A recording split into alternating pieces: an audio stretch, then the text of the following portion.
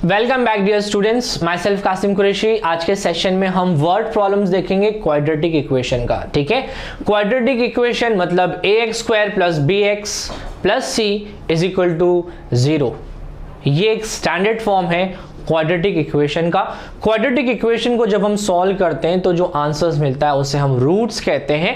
अगर रूट्स दिए होते हैं तो with the help of roots आप कैसे क्वाड्रेटिक इक्वेशन को फॉर्म करोगे, ये हमने लास्ट सेशन में देखा था और आज वाले सेशन में हम देखेंगे कि इसको अप्लाई कैसे करना है।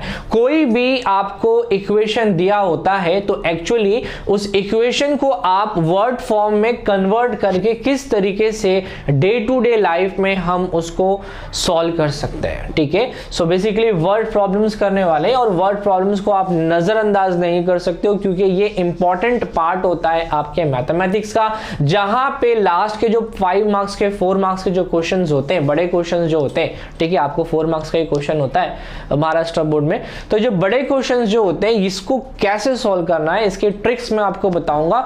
इक्वेशंस कैसे फॉर्म करना है, बेसिकली इक्वेशन ही इंपॉर्टेंट होता है। अगर एक बार आपको इक्वेशन फॉर्म करना आ गया then everything is very easy to solve. ठीक है, चलिए चलते हैं फर्स्ट वाले क्वेश्चन की तरफ। पहला क्वेश्चन है एक्सरसाइज इज, कोणती एक्सरसाइज आहे 6.2.6 लिख देता हूं। Practice set 2.6। ओके, इसमें आ जाते हैं फर्स्ट वाले क्वेश्चन की तरफ। पहला क्वेश्चन क्या है, ओके, मैं रीड करता हूं first question, please pay attention. Question है the product of Pragati's age 2 years ago and 3 years hence is numerically 84। अरे वाह, फाइंड द प्रेजेंट एज। ठीक है, प्रगति है, एक लड़की है, उसकी उम्र 2 साल पहले, अगर मैं बोलूं प्रगति की एज, ठीक है, ध्यान से सुनना इस चीज को, अगर मैं बोलूं let's Pragati age be x, ठीक है, मैंने बोला प्रगति की एज कितनी है एक्स, तो अगर मैं प्रगति की एज को x लेता हूं, if I am taking the age of Pragati age x, ठीक है, अगर मैंने उसकी एज को x ले लिया है तो 2 साल पहले दिया है ना, वहां पे क्या लिखा है 2 years ago। अगो मतलब बोलते ना, कोई स्टोरी सुनाता है 5 years ago there was a queen और king, तो ये जो years ago मतलब पिछला, पहले वाला, तो कितने साल पहले की बात हो रही है, वहां पे क्लियरली लिखा है 2 years ago। ओके, सो मैं लिखता हूं, सो 2 years ago her age will be x minus 2 years। ठीक है, जस्ट अ मिनट, मैं जरा इसमें इंक डाल देता हूं।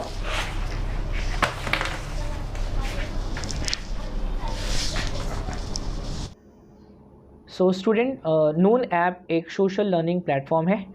मैं Kasim Qureshi along with Noon app आप लोगों के लिए लाया हूँ एक exclusive live class for class 10, जिसमें महाराष्ट्र बोर्ड साइंस मैं आपको पढ़ाऊँगा, वो भी फ्री।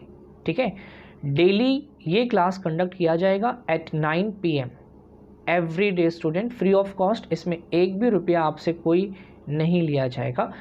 एवरीडे आपका फ्री डाउट क्लियरिंग सेक्शन भी रहेगा, तो क्लास के बाद में डाउट्स भी क्लियर हो जाएंगे, और इतना ही नहीं, क्लास ख़त्म होने के बाद में आपको फ्री नोट्स भी प्रोवाइड किया जाएगा। सो देर किस बात की, डिस्क्रिप्शन बॉक्स में लिंक दिया है, मेरा ग्रुप ज्वाइन करिए और मिलता हूँ आपको at 9 PM live daily at Noon app. Thank you. So 2 years ago, वापस लिख देता हूँ मैं, ये थोड़ा लाइट दिखता रहेगा आपको। 2 years ago हर एज इज इक्वल टू कितना रहेगा x minus 2 years। ठीक है, x minus 2 years याद रखिए। अच्छा, आगे क्वेश्चन में देखिए क्या लिखा है। आगे क्वेश्चन में लिखा है एंड 3 years hence का मतलब आगे, आने वाला। ठीक है, तो 3 साल के बाद, तो अगर आज उसकी एज मान लो 20 है तो 3 साल के बाद इट विल बी 20 + 3। 23। अगर आज की डेट पे उसकी एज 25 है तो 3 इयर्स के बाद में 3 इयर्स के बाद में इट विल बी 25 प्लस 3। और मैंने माना है कि आज उसकी एज कितनी है x, तो 3 साल के बाद उसकी एज कितनी रहेगी x प्लस 3 ईयर्स। ठीक है, x प्लस 3 ईयर्स। तो यहां पे लिखूंगा and 3 years hence her age is equal to x plus 3 years। ठीक है, क्वेश्चन में एकदम क्लियर कट लिखा है कि अगर उनकी एजेस को मल्टीप्लाई किया जाए, देखो ना, द प्रोडक्ट का मतलब क्या होता है, प्रोडक्ट का मतलब होता है मल्टीप्लीकेशन। क्वेश्चन में लिखा है the product of Pragati's age 2 years ago and 3 years hence, तो मतलब इन दोनों को यदि आप मल्टीप्लाई करो, if you are multiplying both this number then you will get the number 84। ठीक है, तो मैं यहां पे लिखता हूं according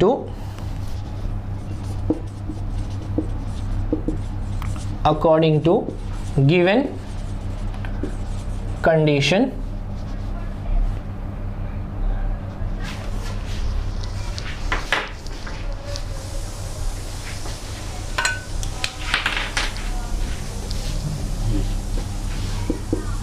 according to given condition, ठीक है, x minus 2 and x plus 3 is equal to 84। ये ऐसा क्वेश्चन में दिया है। दोनों को मल्टीप्लाई किया जाएगा तो आंसर क्या आता है, इट्स 84। ठीक है, ये आपको बेटा क्वेश्चन में दिया हुआ है। ऑलराइट, अब आपको इससे क्वाड्रेटिक इक्वेशन फॉर्म करना है। बहुत इजी होता है। पहला वाला नंबर लिखना है दैट इज x और दूसरा ब्रैकेट x प्लस 3, दूसरा वाला number plus bracket x plus 3, this is equal to 84। अब इसको आप ब्रैकेट को ओपन करिए, so x into x will give you x square, then x into 3 will give you 3x minus 2 into x 2x, फिर again plus minus is minus, 2 3 is 6, this is equal to 84। ठीक है, अब 84 को यहाँ पे लाना पड़ेगा। ठीक है, चलिए यहाँ पे करता हूँ मैं। सो ये हो गया एक्स स्क्वायर प्लस 3x में से 2x गया तो खाली 1x बचेगा, प्लस, अच्छा माइनस दिया है तो माइनस कितना, minus 6 minus 84, minus 6 and minus 84 is equal to 0। ठीक है, माइनस 6 और माइनस 84 कितना हो गया, सो माइनस 6 और माइनस 84 हो जाएगा माइनस 90 इज इक्वल टू 0। ठीक है बेटा, ये बन गया क्वाड्रेटिक इक्वेशन। ये क्या बन गया, क्वाड्रेटिक इक्वेशन। अब इस क्वाड्रेटिक इक्वेशन को सॉल्व करना है और उसकी एज को आपको फाइंड करना है। ठीक है, अब ऐसे फैक्टर्स बताइए कि मल्टीप्लाई करोगे तो 90 आना चाहिए और मल्टीप्लाई नहीं, उसको मतलब ऐड करोगे आपको तो फिर 1 आना चाहिए। ऐसे कौन से फैक्टर्स हैं। ठीक है, मैं बोलूँगा 10 1 ज़ा 10, 2 ज़ा 20 एंड 10 9 ज़ा इज 90। बराबर, देखो 90, 10 9 ज़ा इज 90 और 10 में से अगर 9 गया तो कितना बचेगा, 1। तो इधर पे 1 है। तो फैक्टर्स इसके क्या आएंगे, इसके फैक्टर्स रहेंगे x square plus 10x minus 1x minus 90 is equal to 0। अब मुझे इसमें से और इसमें से कॉमन निकालना है, तो एक्स स्क्वायर और यहाँ पे स्क्वायर है, यहाँ पे x है, तो एक x कॉमन आ जाएगा, यहाँ पे एक x बचेगा, प्लस यहाँ पे क्या रहेगा 10 माइनस, दोनों में से कुछ कॉमन नहीं है मतलब 1 कॉमन है और ब्रैकेट सेम रहेगा। बराबर,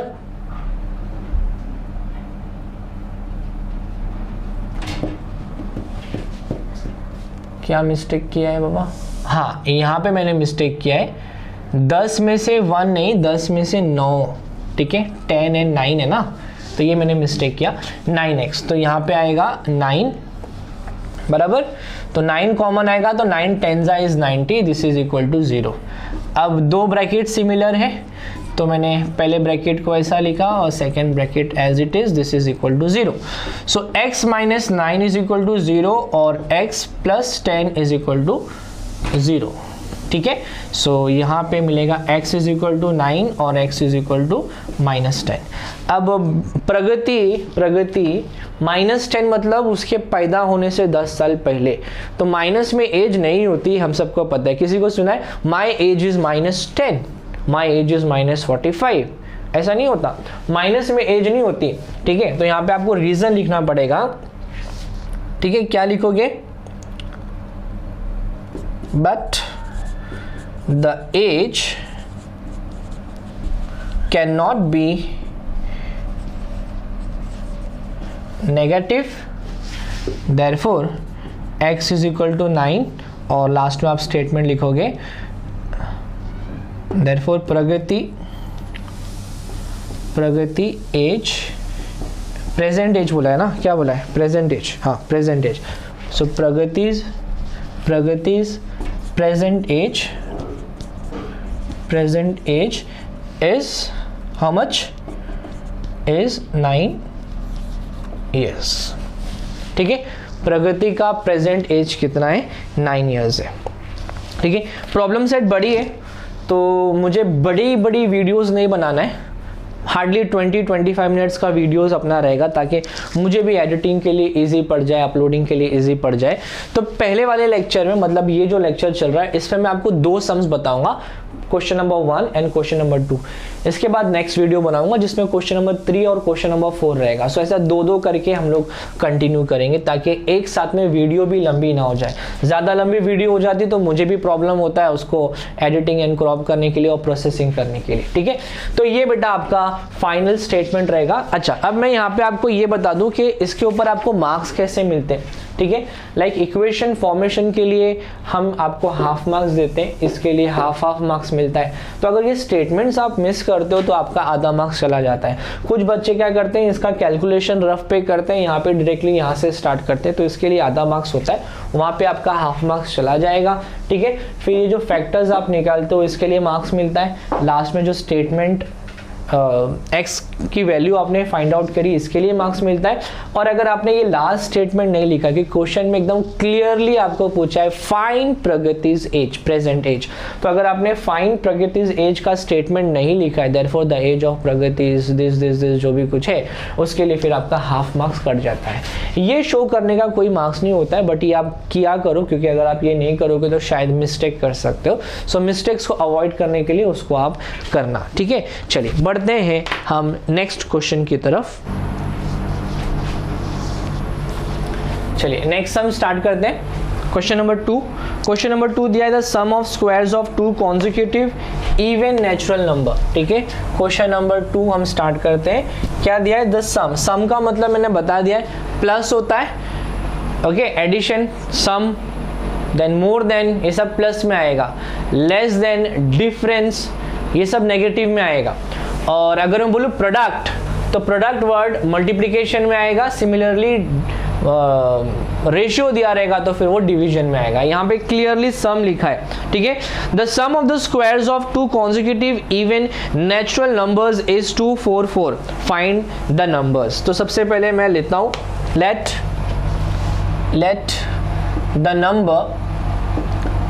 the number be x। ठीक है, नंबर क्या है? x। पहले यहाँ पे हम समझ लेते हैं कि कॉन्जिक्यूटिव का मतलब क्या होता है। जैसे कि मैंने बोला 1, तो 1 के बाद नेक्स्ट नंबर इज 2, इसको बोलेंगे 1 के बाद कॉन्जिक्यूटिव नंबर इज 2, 2 के बाद कॉन्जिक्यूटिव नंबर इज 3, 3 के बाद 4, 4 के बाद 5, 5 के बाद 6, 6 के बाद 7, 7 के बाद 8, 8 के बाद 9, 9 के बाद 10। ये सब कॉन्जिक्यूटिव नंबर्स है। एक के बाद एक जो नंबर रिपीट होता है उसे हम कहते हैं कॉन्जिक्यूटिव नंबर। तो ये मेरे कॉन्जिक्यूटिव नंबर्स है। बट क्वेश्चन में आपको कॉन्जिक्यूटिव इवन नंबर बोला है ना, तो इवन नंबर देखो मैं यहाँ पे हाईलाइट कर देता हूँ, ये आपका इवन नंबर है, ये इवन है, 6 इवन है, 8 इवन है, 10 इवन है। तो अगर मैं बोलूं कि 2 के बाद नेक्स्ट कॉन्जिक्यूटिव इवन नंबर कौन सा है, तो आप बोलोगे 2 के बाद नेक्स्ट कॉन्जिक्यूटिव इवन नंबर 4 है। 4 के बाद नेक्स्ट कॉन्जिक्यूटिव नंबर कौन सा है, सो 4 के बाद नेक्स्ट कॉन्जिक्यूटिव नंबर 6 है। 6 के बाद नेक्स्ट कॉन्जिक्यूटिव नंबर कौन सा है, 8 है। 8 के बाद 10 है, 10 के बाद 12 रहेगा। कॉन्जिक्यूटिव इवन नंबर की बात हो रही है यहाँ पे, ठीक है, कॉन्जिक्यूटिव इवन नंबर की बात चल रही है, राइट। तो क्वेश्चन में मैंने बोला कि let the number be x, okay, let the number be x। तो मान लिया मैंने कि ये x है, तो इस x के बाद नेक्स्ट नंबर क्या आने वाला है, 4। बट मैं 4 नहीं लिखूंगा, क्या लिखूंगा, x + 2। बात समझ में आ रही है, क्योंकि इसमें 2 में अगर मैं 2 ऐड करूंगा तो 4 मिलेगा। मान लो नंबर मेरा 6 है, तो 6 में अगर मैं 2 ऐड करूंगा तो नेक्स्ट नंबर मुझे 8 मिलेगा। मान लो ये नंबर मेरा है, तो 8 में मतलब x में अगर मैं 2 ऐड करूंगा तो मुझे लिखना कैसे, let the number be x। Therefore यहां पे आगे लिखता हूं, therefore the next consecutive even number, number, number b consecutive even number will be लिखना है, will be x + 2, ठीक है, will be x + 2। समझ में आ गया ये, ठीक है। अच्छा, क्वेश्चन में बोला है इवन नंबर का स्क्वायर और उसका नेक्स्ट कॉन्जिक्यूटिव इवन नंबर का स्क्वायर, दोनों के स्क्वायर को अगर आप ऐड करोगे, इफ यू आर एडिंग, तो क्या आने वाला है, वहां पे लिखा है 244, ठीक है। दोनों के भी स्क्वायर को जब आप ऐड करोगे तो नंबर क्या आएगा, 244। तो मैं यहाँ पे लिखता हूं देयर स्क्वायर्स, या स्क्वायर्स नहीं भी लिखोगे तो डायरेक्टली लिख सकते हो, अकॉर्डिंग टू गिवन कंडीशन, ठीक है, अकॉर्डिंग टू गिवन कंडीशन। जो कंडीशंस आपको दी हैं उसके हिसाब से मैं यहाँ पे क्या लिखूंगा, it will be x square plus x + 2, x square plus x + 2 the whole square is equal to 244, ठीक है। This will be equal to 244, बराबर ना, 244, यस। अब मुझे इसे सॉल्व करना है, it's very easy for me now. x square plus a + b the whole square, a + b the whole square, तो a और b का स्क्वायर क्या है पता है ना आपको, यहाँ पे लिखता हूँ, देखो मैं, a + b the whole square is equal to a square plus 2ab plus b square, बराबर ना, a square plus 2ab plus b square. तो यहाँ पे लिखता हूँ मैं x square plus 2 × a × b, मतलब इधर भी 2 आएगा ना, b ये है, तो 2 × 2 = 4 हो जाएगा, तो डायरेक्ट लिखता हूँ 4x, ठीक है, 4x प्लस b का स्क्वायर इज 2 का स्क्वायर एंड 2 का square is 4, so this is equal to 244, ठीक है। अब x square will become 2x square, so 2x square plus 4x plus 4, ये 244 उधर जाएगा, it will be negative, so -244, ठीक है। अब this is equal to 0। Now let's come this side, ये आपका फॉर्मूला था, तो मैंने यहाँ पे लिखा 2x स्क्वायर, ठीक है, प्लस 4x, देन 4 में से 244 गया, this will be minus, it will be 240 is equal to 0। अब इस पूरे इक्वेशन में आपको 2 इज कॉमन, सो मैं इसको 2 से डिवाइड करके लिखूंगा, so this will be x square plus 2x minus 240 divided by 2 will get 120 is equal to 0। अब आपको फैक्टर्स फाइंड करना है 120 के, सो 120 इसके फैक्टर्स निकालिए, so I write here 12 × 10, 12 10 is 120 and 12 minus 10 you will get 2, correct, so this is equal to 2, 12 minus 10 you will get 2। तो मैं यहाँ पे लिखता हूँ x स्क्वायर, इसको रिप्लेस करके I will write there 12x minus 10x minus 120 is equal to 0। अब इन दो में से कॉमन निकालना है और इन दो में से कॉमन निकालना है, so here the common factor is x, सो अंदर रहेगा x प्लस 12, इन दोनों में कॉमन इज 10, सो यहाँ पे रहेगा x माइनस प्लस हो जाएगा because minus and plus will become minus, so 12 is equal to 0। दो ब्रैकेट्स मिल गए तो दोनों ब्रैकेट्स को आपको सॉल्व करना है, ठीक है। एक बार मैं लिखूंगा ये वाला bracket, so this will be x plus 12 and second time x minus 10, so x minus 10 this is equal to 0, ठीक है। पहला bracket is x plus 12 is equal to 0, second bracket x minus 10 is equal to 0, correct. Then x is equal to minus 12 या फिर x is equal to 10, बराबर। Question में clearly लिखा है the numbers are natural numbers. Natural number जो होता है वो पॉजिटिव में होता है, नेगेटिव में नहीं होता है, ये नेगेटिव है, so this can not be your answer. आपका आंसर क्या रहेगा, x इज इक्वल टू 10, ठीक है। आपको ये पहला नंबर मिल गया x जो 10 है, तो 10 के बाद नेक्स्ट नंबर कौन सा आएगा, इट इज 12, तो मैं यहाँ पे लिखता हूँ therefore x consecutive, therefore the number is, या लिखोगे the natural number cannot be negative, वो नेगेटिव नहीं हो सकता, therefore x is equal to 10, मतलब the natural number which is required वो क्या है, that will be equal to 10, वो 10 रहेगा, ठीक है। अब अगर नेचुरल नंबर 10 है तो ये वाला स्टेटमेंट है, the next consecutive even number will be 10, that is x plus 2 that's equal to, तो ये स्टेटमेंट वापस मैं यहाँ पे कॉपी करूंगा, क्या लिखा है, therefore the next consecutive natural number is equal to x plus 2, this is equal to 10 plus 2 and this is equal to 12, okay। Last में स्टेटमेंट, लास्ट सॉल्यूशन लिखोगे, therefore the required number is x and the consecutive even number is 12, ठीक है। this will be your final answer for this question number 2. Let's move on to the next question number 3 that will be completed in the next session.